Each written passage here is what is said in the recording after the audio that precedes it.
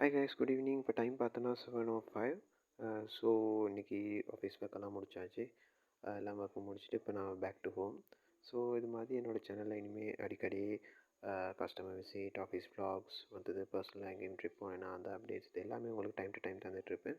So என்னோடய சேனலோட கனெக்டடாக இருங்க. Stay tune with my channel.